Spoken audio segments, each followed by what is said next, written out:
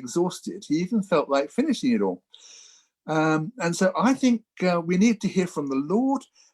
Apparently the Lord said to Elijah, when he says, look, I only am left and they seek my life, I'm exhausted, I want to give up. He said, listen, you're not alone. There are 7,000 that have not bowed the knee to Baal.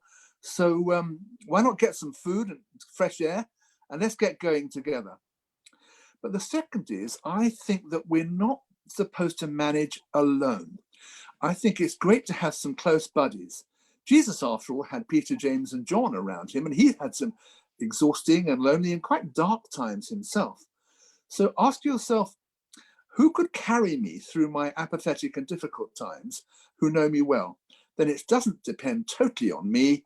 Obviously, I want the Spirit of the Lord to ignite me, and I need friends around me. Oh, P.S. I'm going to be honest. I went to a funeral today on Zoom, and it made me think, yeah, it is tough at times, but what do I want my life to count for in the end? So have a bit of a long-term perspective and say, I may need some rest and refreshment, but I'd like to be put out to work again. Boats are safe in harbour, but that's not what boats are built for. So much. And a question, I guess, for Craig, how do we make the largely impersonal means of communicating on Facebook and Instagram more personal and harder to skim past? Yeah, well, that's a really good question. So we know that we read online differently to how we read on paper. So on paper, you'll read left to right thoroughly. Online, you'll read in a kind of an F format. You read the top line, left to right completely, and then you scan down. You might go halfway down, and then you might just do the first word on the third or fourth line. So we know that our bodies are built to scan devices differently. So we have to just recognize that and then build our evangelism to engage with that, either the F model or use video or use other models. I think the best way, so the question is how to build meaningful engagement online. Is that right, Kate?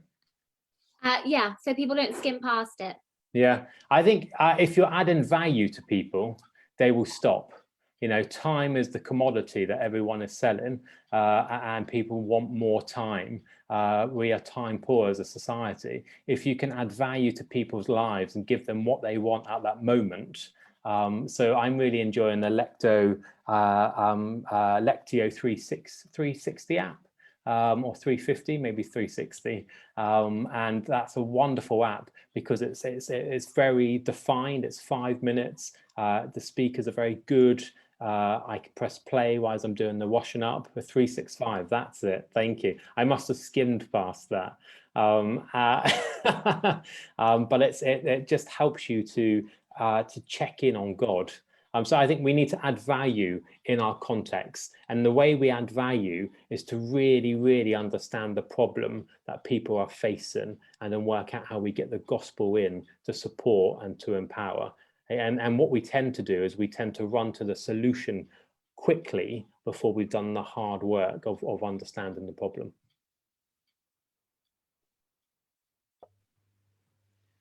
Right, thanks for that, Craig. Let's flip back to Bruce, I think, for this next one.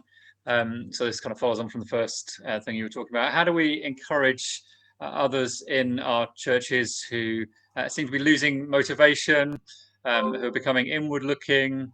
I guess not just others. How do we do that for ourselves as well, Bruce? I don't know if you can give us some thoughts on that.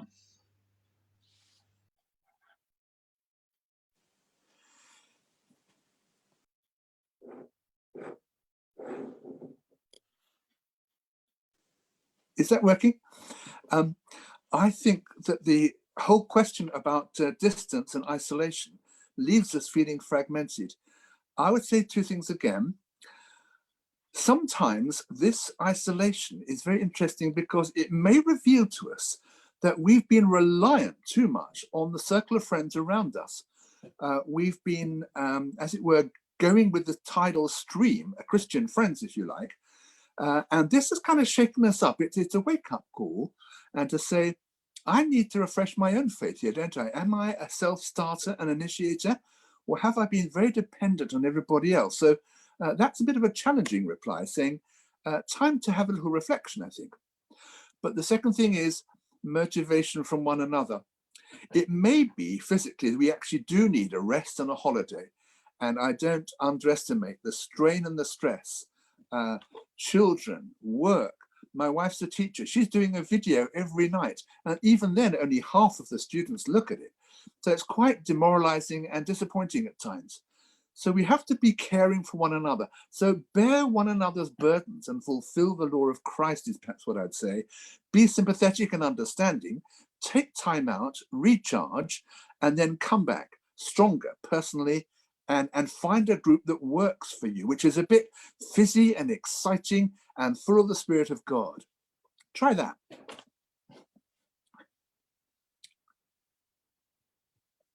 Amazing. Thank you so much, Bruce. Let's do one final question. So Liv was asking, how do we create online relationships with people we've never met? How do we reach the previously unreached? Which is probably a question for Craig. I think that's a really great question. I think if we're honest with ourselves, we've probably not met most of the people on our networks anyway. So if we look at our Twitter feeds or our Instagram feeds, there's a lot of people that we follow and we give we give access to our private lives, and they in turn give access to their private lives that we haven't ever met and probably won't already meet or will ever meet. So I think that's, I don't think this is a unique question to the pandemic. But what we've got to do, I think, is once we recognize where the eyes and the ears are, is how do we, the goal I think we're aiming for in all our friendship is how do we help sustain lifelong, faithful discipleship? That's the metric, I think, the only metric that matters in heaven. It's not about your bank account, it's not about your social credit, but how is your faith? And is it lifelong? And is it sustainable? So that's the question I would be asking online. How do we build projects or tools or networks that both online or offline, wherever people are we building faithful lifelong discipleship? So a quick example of that was we've been using a magazine style for our 10 o'clock service, which is probably 2-3 minute segments, and it goes to kids stuff or to adult stuff or to older people stuff, and some of it's live and some of it's pre-recorded, and the magazine style hasn't been everyone hasn't been happy with it, but the majority have, and it's the emails that we get into our inbox from our parents' children who say,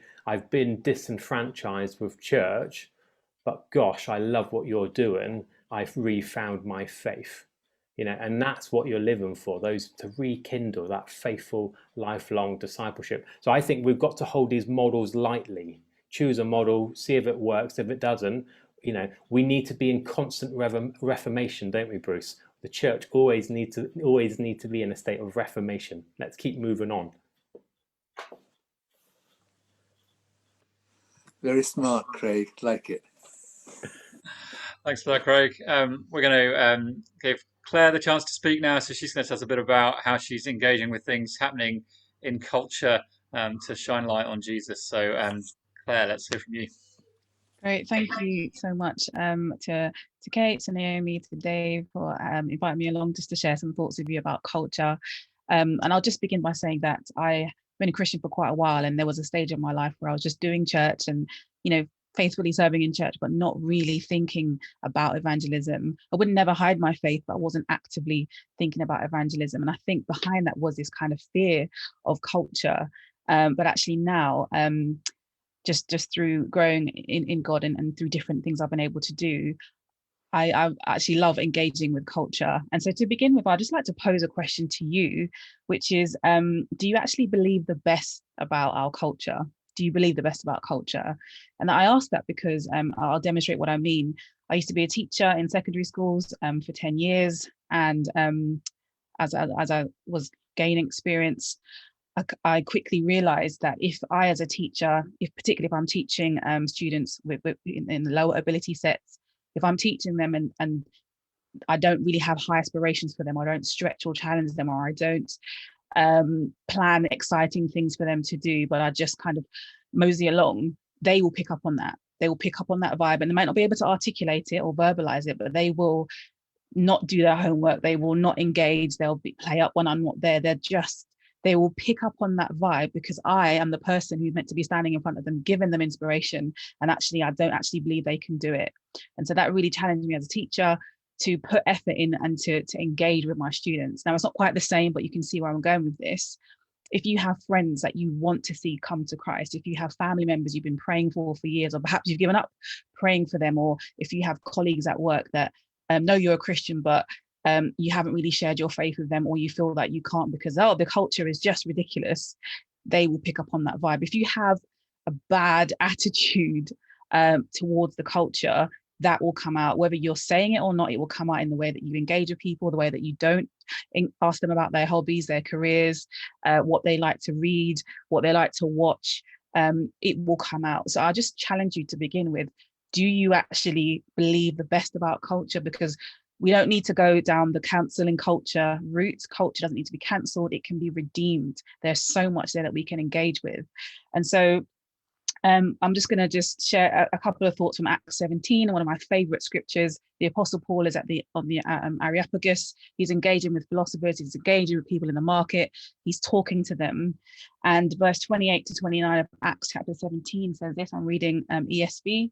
For in him we live and move and have our being, as even some of your own poets have said, for we are indeed his offspring.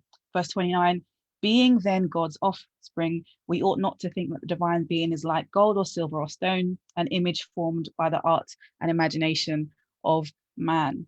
And so what I love about that is Paul is quoting two poets that would have been at least in living memory for his listeners. They would have known this literature. He's quoting Aratus and he's quoting Epimenides.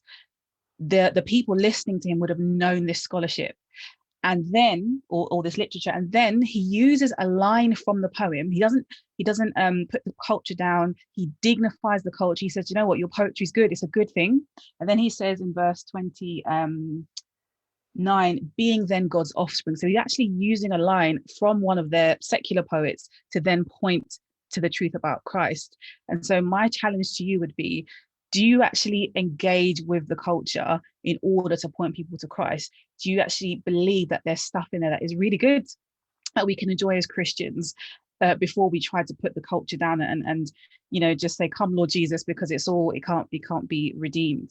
And so I'm just going to share with you a couple of ideas that you can use of how to share your faith by engaging with the culture.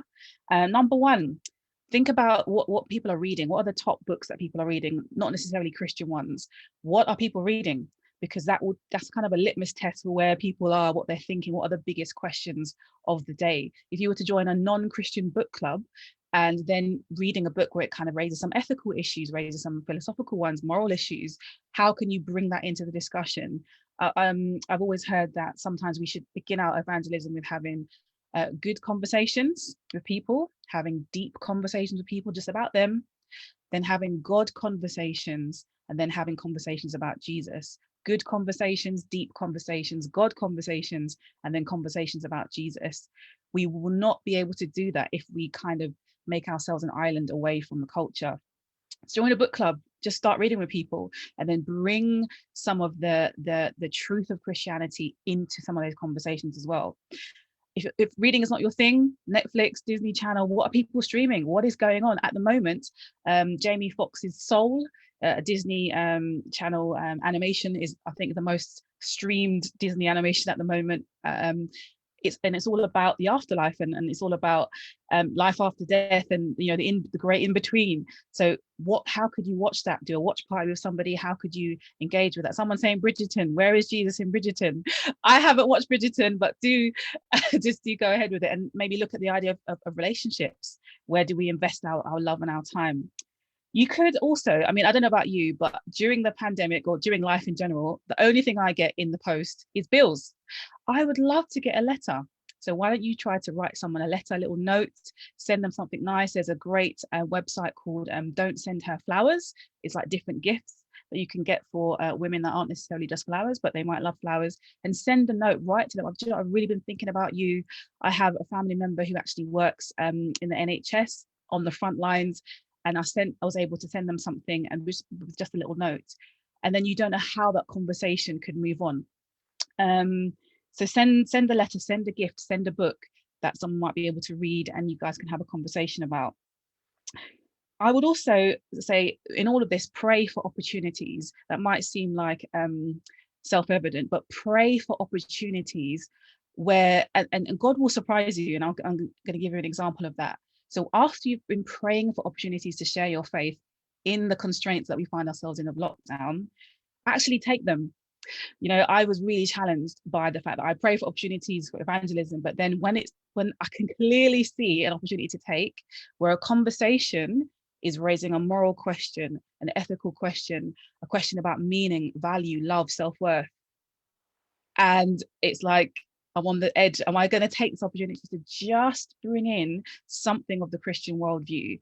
And it's happened to me on several occasions recently. I had to share some bad news with a group of friends, but actually God has been able to redeem that bad news because I've been able to take the opportunity when I've had follow-up questions from them.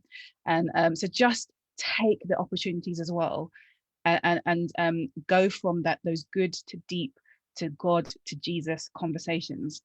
And my final thing would be to stay the course. You know, Craig did a wonderful presentation. I've been taking so many notes, Craig, from what you said, but Craig did a presentation about kind of online events. But I also want to encourage you that alongside, say, platform ministry is personal ministry or personal evangelism as well. And when we look at one of the reasons I love the book of Acts is that whenever Paul is moving around talking to different groups of people, you'll get these time signals. We stayed there for 3 months. We stayed here for 2.5 years. We stayed here for 3 days talking to people. He invests the time and the days. You've got to stay the course. We've been praying for people for a long, long time, but have you kind of stepped back and just thought, oh, this culture, it can't be redeemed?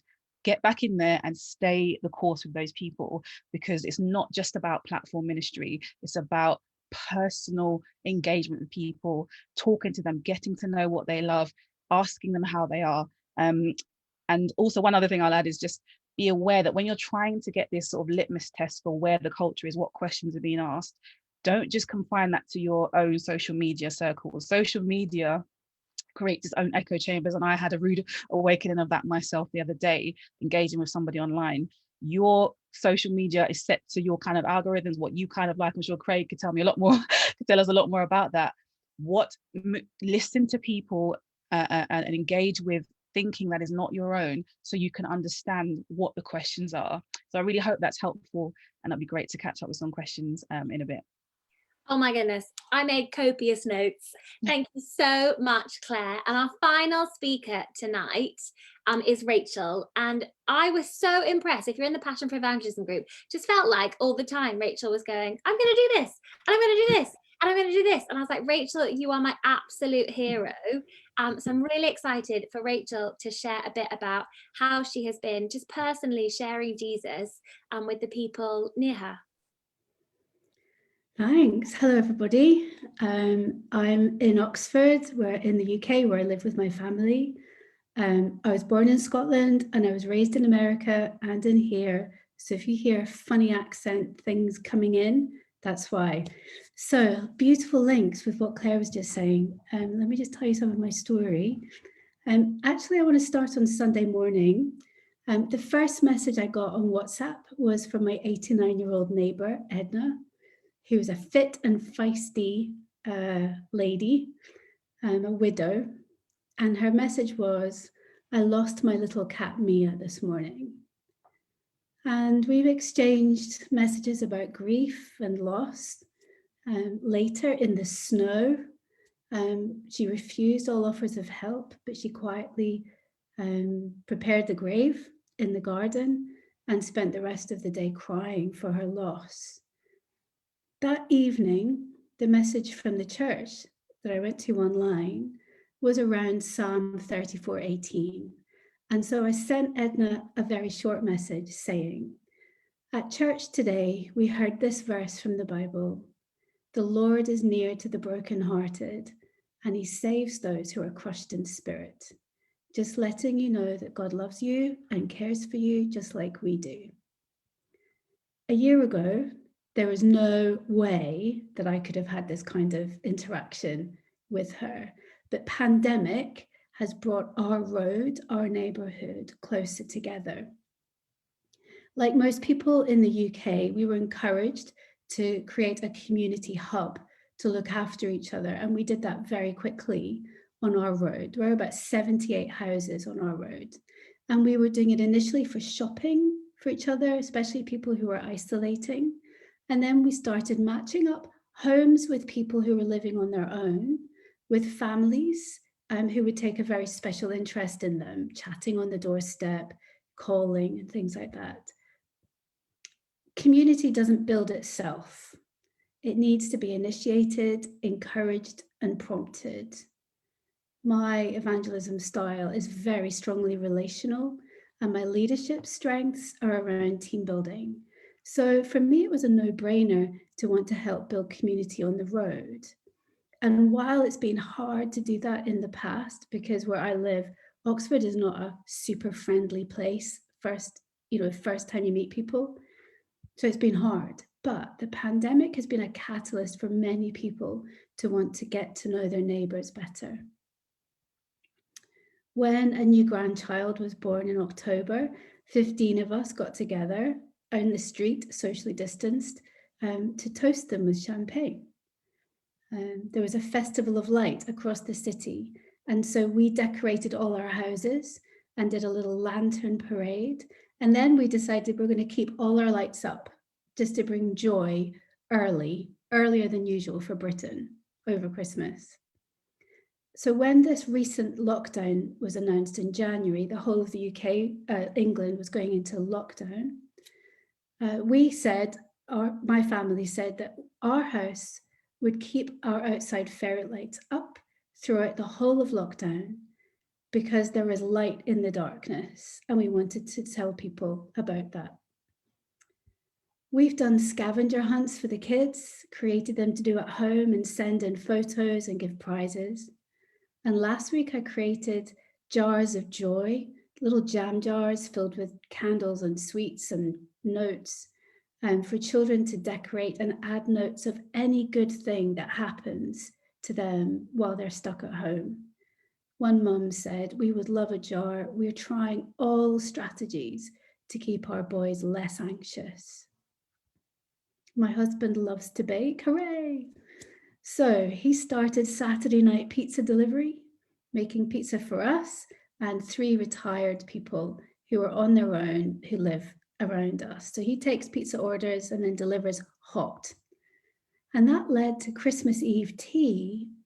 Normally on Christmas Eve, my family tradition is to have a lot of people, neighbors, into the house where we eat mostly refined carbohydrates for the afternoon. And because we couldn't do that this year, we boxed it up and delivered it to people and popped the Prosecco on their doorsteps. And they came with very large glasses, I have to say, to be filled with Prosecco. Several of us on the road are Christians. We've been praying together when we can. It's been hard to sustain that on Zoom, to be honest. But we've all been posting our carol services and our church services online, going to each other's and talking about them. And I know of at least 2 neighbours who've been to church with me and with somebody else because of that.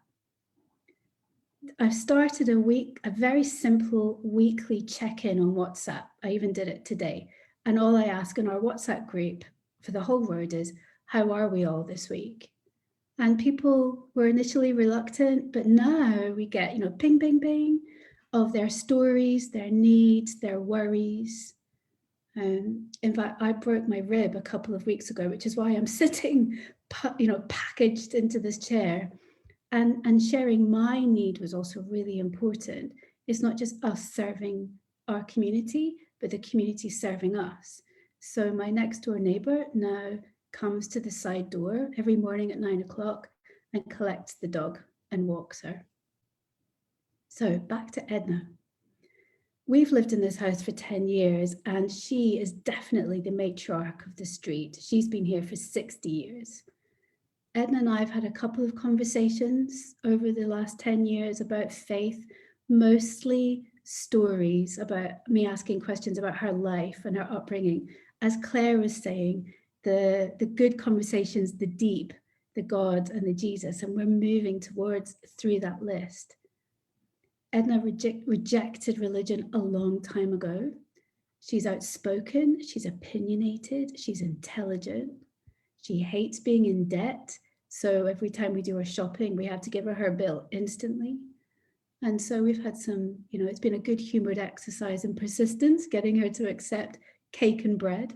But recently I read a book by John Dixon called Simple Christianity. And it really spoke to me about Edna. It's about moving beyond religion. And it includes the Gospel of Luke with John's commentary on it. It's excellent. So I wrote her a letter about why she mattered to me and why I'd love her to read it, and gave her the book. And now I'm praying she'll read it. I have to tell you that her first response was, "Don't hold your breath." A book by Sam Chan is called How to Talk About Jesus Without Being That Guy. And in it, he says, often we go out looking for opportunities to evangelize, but they just don't happen. Instead, we should just go out there and be Jesus to the community, and the opportunities will find us. So here are my 3 top tips. Be patient, because it will take time. We've just been hearing, put the time in, invest. Be authentic. People are not projects. We love and we serve everyone regardless. And be courageous. When the opportunity comes, grab it. Thanks. Thank you so much, Rachel. That was so helpful. I love hearing stories of what people are doing. It was really great. We'd love to offer you an opportunity to ask Rachel and Claire some questions. So if you wanted to write any questions that you had in the chat now, then that would be amazing. Brief pause while I'm sure you all write questions. Oh yeah, here's a question for you, Rachel, that I was wondering about. You said about kind of putting the time in, or just being aware that maybe people are students, so they're living, or their job is only for a short period of time. How could they be investing in their community when they know that they're only going to have a kind of short period? I would say, first of all, listen to people, ask genuinely curious questions about people, and really listen to what they're saying. You can find out a lot. People are very used to being asked a question and going in one ear and out the other. So if you listen and pay attention, and then next time you see them, you can say, "Oh, I remember this." So for instance, I'm disabled, so I have an assistance dog. When I walk her every day, there are people we get to know. We get to know the dogs first because we're British, and then we get to know the others. But if you listen to the name and say, "Oh, hi, we met last time, we remember your name," you're in a little bit further. So listen really carefully. And then if you see a need, try to meet it. You don't need to be there for ages. You can be there for a term, but you can still meet a need. I love that. I actually very much believe in the evangelistic dog. I got a dog when I moved into my town in July, and I've met so many people, and I have probably met, I'd say 10 times as many people because I have a dog and I know their names. But you're right, you do learn the name of the dog first. Has anyone else got any questions? I wonder if we could, there was a question that Lizzie asked. I don't know if Rachel, you wanted to kind of speak into this about the sinkhole, with the number of houses that had collapsed into a sinkhole in her street. How do we keep reaching out with the good news to the poorest, as well as in running food banks? Is it an either or? I think that's my first question. Is Jesus, first of all, met people's needs.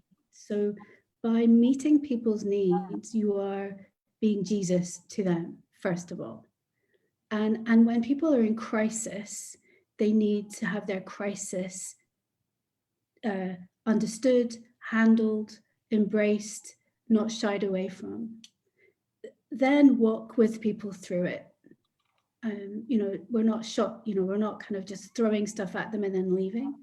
Back to what Claire's saying, invest and be there. You'll get the right to speak, but it's another thing that Sam Chan says, it's nothing worse than people feeling that Christians are there to serve with a presentation in their back pocket, you know, waiting to be, you know, tell them stuff.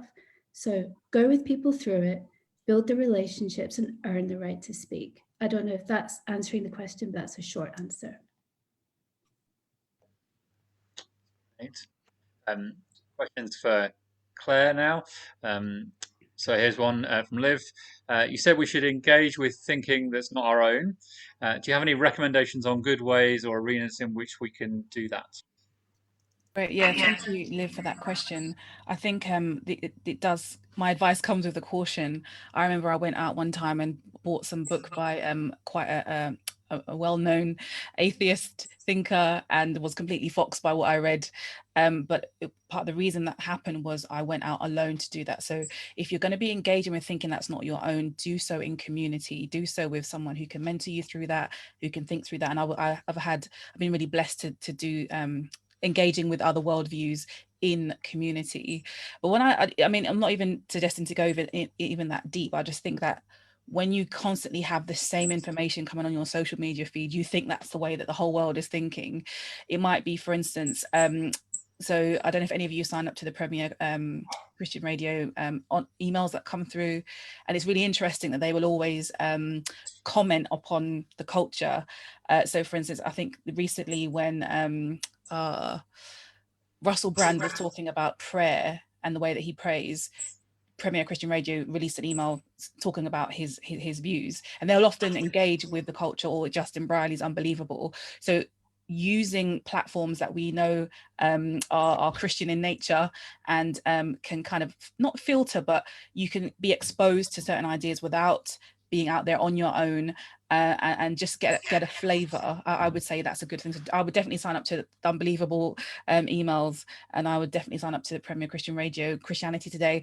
But because they're doing that work already, you can really get a face. Oh, so this celebrity is saying that, this is the new, you know, word on the street, right? How can I kind of bring that up in conversation? But please don't do what I did, which was go out and read a really technical book that kind of really, I would say, put my faith under threat at one point.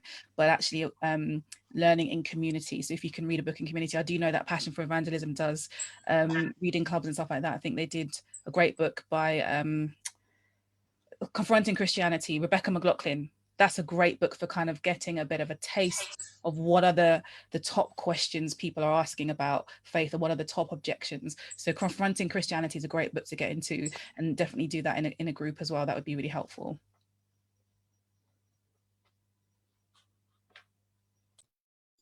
Great. And then there's another question from Craig to Claire. Why have some churches abandoned culture when Jesus himself stepped into it?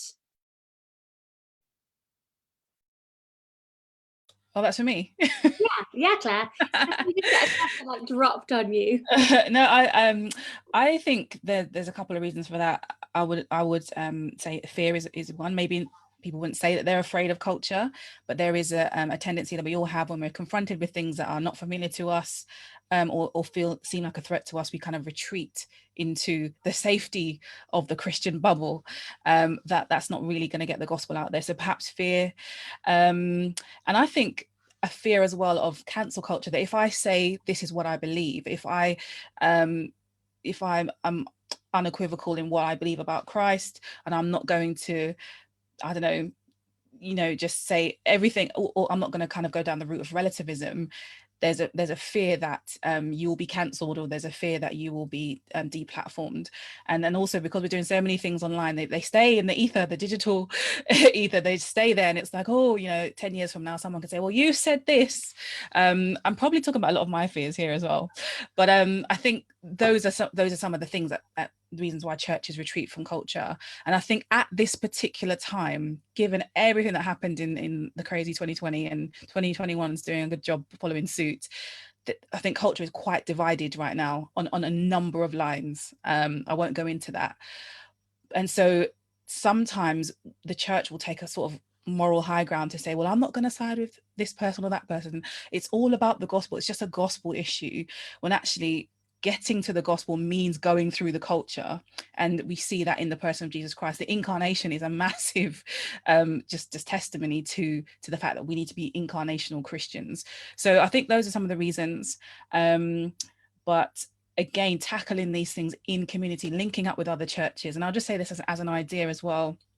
If you want to engage with someone more personally, as far as you can, over digital platforms, rather than you putting on a digital event to run, what is already out there, can you say to a non-Christian friend, would you like to join me on this event that Naomi's running? Let's listen to it together. And then the two of you can have a conversation afterwards, rather than you being the person who has to go out there and do everything. So maybe some more networked working between churches could help this kind of retreat away from culture. Thank you so much, Claire. I was actually just going to message Nay and say, Nay, can you just talk us through what events you've got coming up at Passion for Evangelism? But I unfortunately didn't have time to type the message. Nay, are you able to tell us, if we want to do what Claire has just suggested, then what are we running from Passion for Evangelism that we could invite our friends to come with us? Even better, I'm going to ask Rachel to speak Brilliant. on behalf. What a legend. Over to Rachel. Hey everybody. Yeah, we've got loads of great events coming up this term. Our next event is going to be on the 16th of February, and it's called Walking Side by Side, Offering Gospel Hope in Difficult Times. We know that walking with other people through the challenges of life is important, but how do we do that well, and how do we do that and point to Jesus at the same time? So that's the next event. We also have a book club coming up. We're just finalizing the date for that, but we're going to be reading If Only by Jenny Pollock, which is a new book that came out at the end of last year. And then there's going to be an evangelistic event looking at loss, and that will be at the end of March. We also have other things with Passion for Evangelism that you can get involved in. The Greenhouse Project. So if you want to kind of develop different skills in evangelism, then do contact us on our Facebook page or Instagram to find out more about that project. And that's me. Thank you so much, Rachel, for letting me absolutely pounce on you.